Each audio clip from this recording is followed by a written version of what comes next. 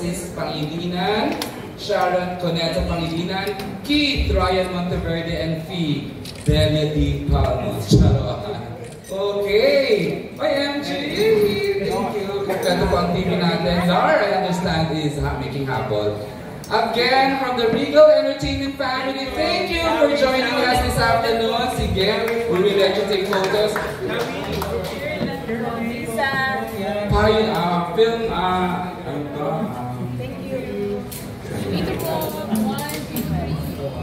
Again, we are appealing to your good hearts to please support the candidacy ng isang marangal na tao. Garantisado po yan ako mismo. He never lost an elections. After UP Student Council President, tuloy-tuloy na po yan. And ituloy po natin ang magandang laban ng Senator Kiko Pangilinan. I'm sorry. He made it. Yay, hey, Larcy. Thank you, Lar, ng GMA TV News. Gorgie, thank you, ha.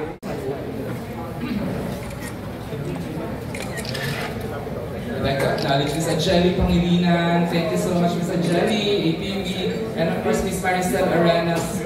Pangilinan Arenas is also here. Giving me the shirt. Yes, to your left now. To your left. A2C is also here. TV5, Manila. And this time I'd like to call in Fee and Iza with SCP.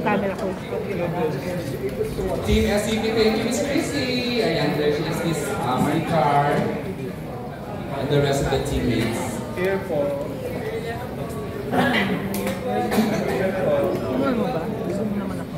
Reaction to... Well, thank you, Iza. Tama nga, magkasama kami noon sa Lenny Kiko campaign.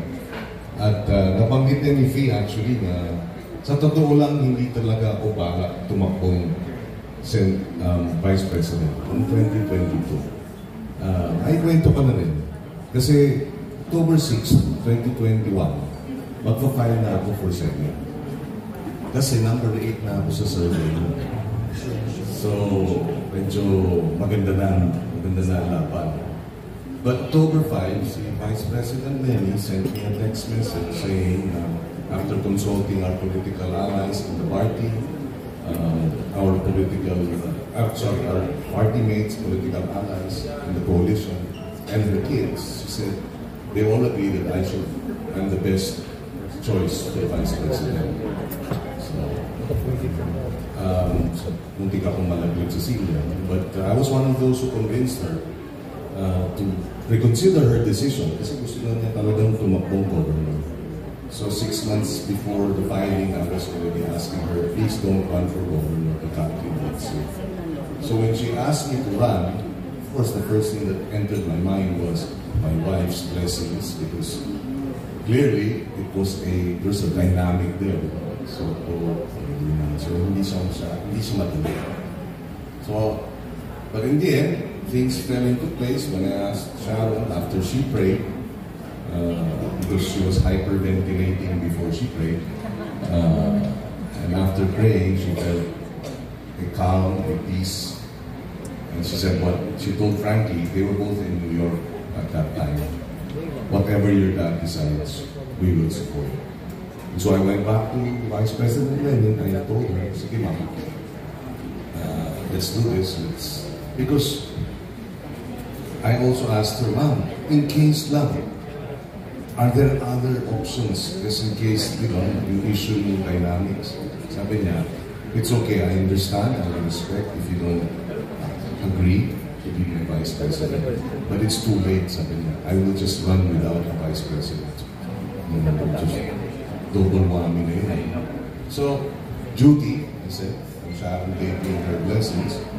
I set aside my own political plans, which some said was already issued in, and went into the Mission Impossible, but no regrets.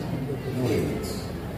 There was an opportunity to offer, to sacrifice for the nation, and I will forever look at that as an honor and a privilege to have done so. Not many people are given that opportunity to sacrifice for the love of country. guess that's what we did here. And that's what we are willing to do. Because we need to bring our country forward. And if sacrifices are necessary to do that, we will do that. Thank you. The government of Korea is doing to promote cinema, food, the arts, culture, and pumping investments, of course, incentives for the industry. I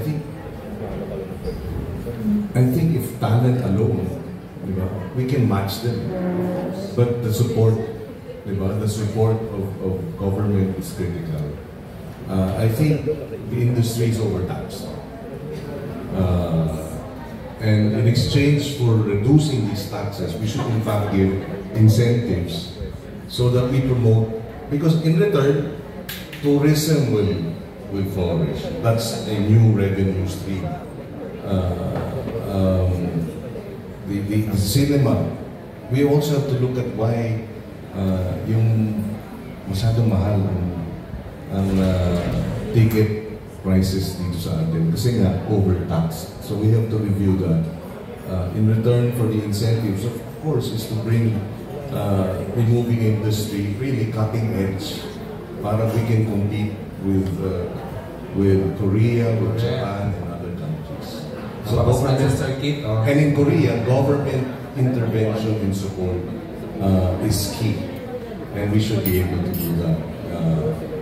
No reason why hindi dapat tayo maging cutting edge center of culture and the arts and cinema in Southeast Asia, if not the world. So that's my commitment. Not because Sharon is my wife, but really, whether she's my wife or not, look at what they're doing in other countries. Yeah, definitely. You want to create. Sabi ko nga dati, mayroon kasi kaming restaurant na inumpisahan namin, may ihawan. Grill. This was 2006 pa. Oo, may grill. Kasi nga, galing kaming abroad. Sabi ko, ba't ganun? Ayaw nilang mag-grill. Kasi sabi nila, this was 2006. Kami nga nagluluto sa bahay. Pagdating namin sa restaurant, kami pa rin na magluluto. Diba? So, it did not click. Pero bakit ngayon lahat gusto magsaklong-sak? Diba? Dahil nakita nila sa pelikula, nakita nila sa K-drama, na-influensyahan tuloy sila. Dapat ganun din. Ang Pilipinas, pag binigyan ng suporta, yung P-drama, pag binigyan ng suporta ang ating movie industry, may lalabas natin yung cutting edge, yung kultura, ay lahat. Yun, mga turista darating dito, at ma-enjoy yung ating kultura. So talagang kailangan, we have to review the tax incentives, how do we reduce these entertainment taxes, but in return, dapat may revenue sa tourism, may revenue sa, kasi yun ang kapalit nun. So we just have to craft. Please, support that. Yes, I will author and co-author these incentives so that we can do not just what Korea is doing, but do better. Yes. Thank you, Senator.